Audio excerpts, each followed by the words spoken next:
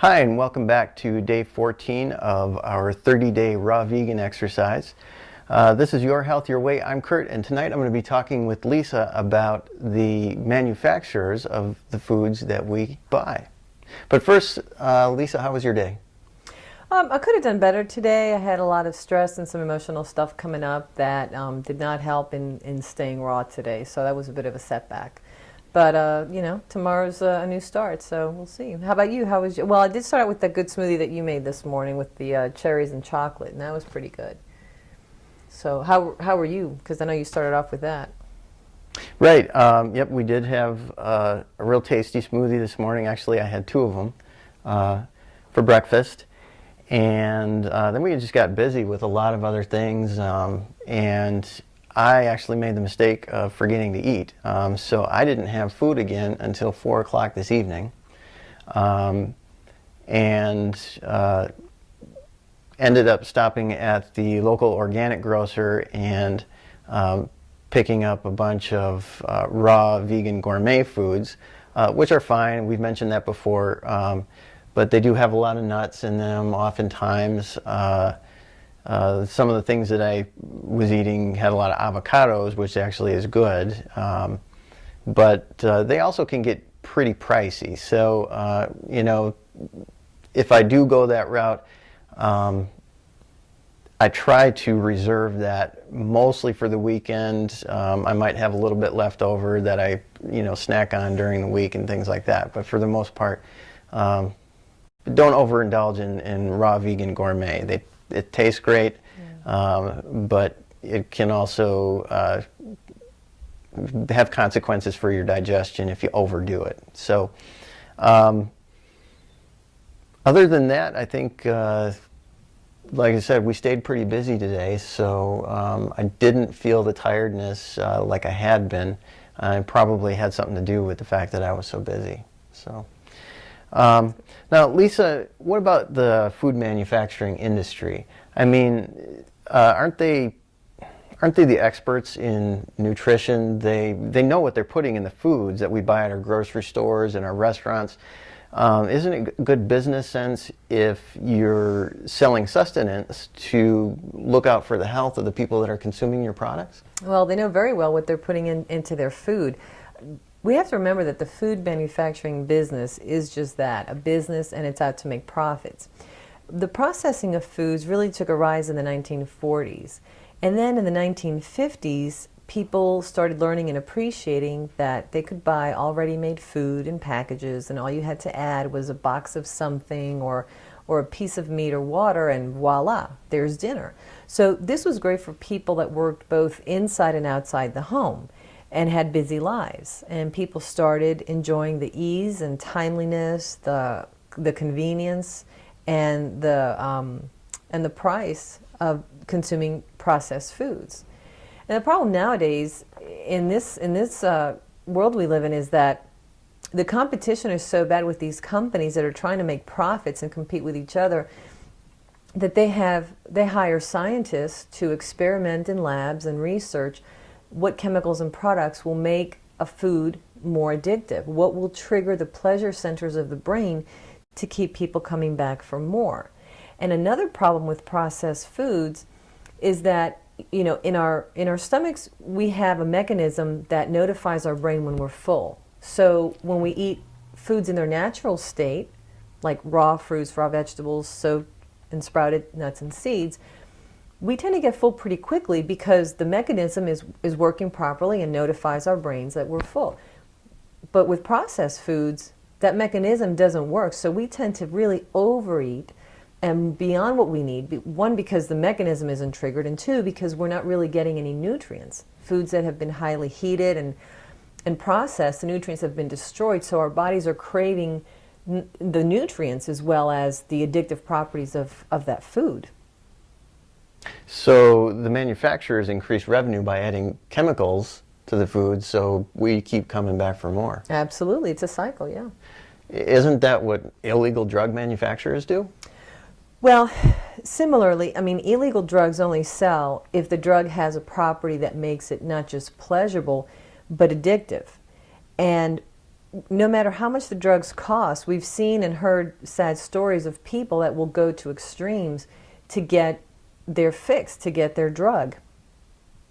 Now, pharmaceutical companies, as a different topic, but similarly, they're in the profit business as well. They need to make money. And by keeping us sick, they keep making the profits. Now, most of us think, well, if they're making medication to help us, how, why would it harm us? Well, pharmaceuticals don't treat the underlying problem, be it a weak gland or the fact that we're eating foods that aren't good for us. They just suppress symptoms. So eventually, that problem will come up again. So if you suppress mucus, it's going to come back up again at some point or another. And then we stuff it down with medicine. We feel better for the short time, but then in the long run it comes back. And the other problem is the host of side effects that the medications come with. So, and sadly, a lot of the profits of the pharmaceutical companies go toward marketing and selling their product. And we've all seen those commercials at the end where you see the tiny little print and the verbal discourse that goes with it that's faster than a locomotive, right. That basically warns you that, hey, taking this drug might kill you. So, and let me be clear by saying that I do think that there's a time and a place for medication and surgeries and treatments and things like that. But mostly they are for emergency situations. For example, if there's someone with diabetes who doesn't know that they have diabetes, their blood sugar spikes, or suddenly they just start feeling bad, they show up at the hospital and they say, I'm dizzy, I'm weak, I'm agitated. Well, they need something. They need insulin, they need saline, they need whatever it is to be treated at that moment. Or someone that has an intense stomach pain and they show up at the hospital and they have an aneurysm, that's an aortic aneurysm that's about to burst, and they need emergency surgery. But you need to address the underlying cause. So yeah, get the person with the diabetes on something to stabilize them so they can feel a little bit better and be safe, but then at the same time work on strengthening the gland, work on changing their food, help them work on handling the stress that's causing it. And oftentimes when you go to doctors, they'll tell you, we found such and such a thing in you, we have to do surgery right away. This is like stage 4 whatever. The problem is that situation that you have at that time was most likely being created over a lifetime. It took your lifetime or many months or weeks or years to get there. So I think a lot of times we feel pressured and rushed into making decisions that we might regret, and we get things cut and removed and amputated that if we just don't let fear take over, we might have other recourses to actually fix the problem and avoid those awful, and possibly unnecessary surgeries. That's just my opinion.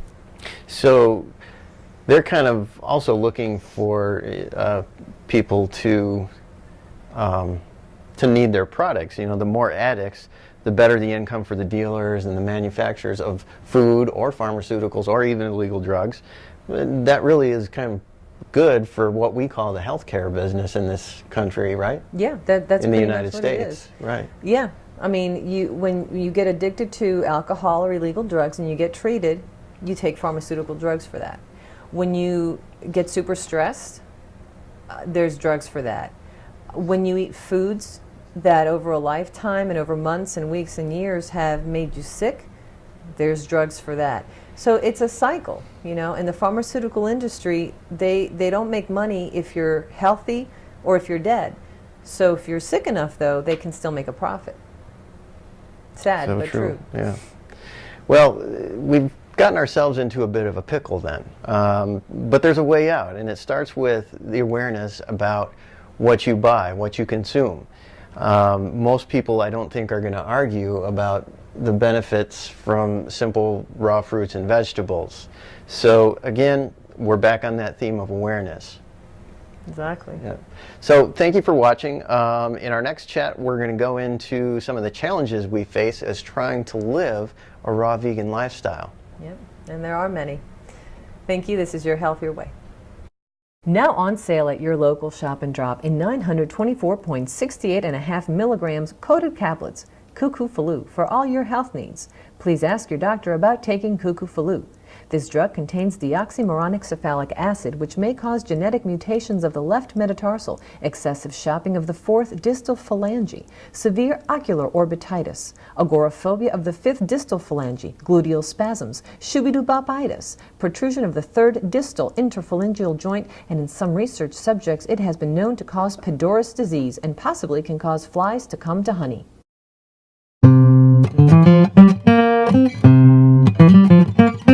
And fade out.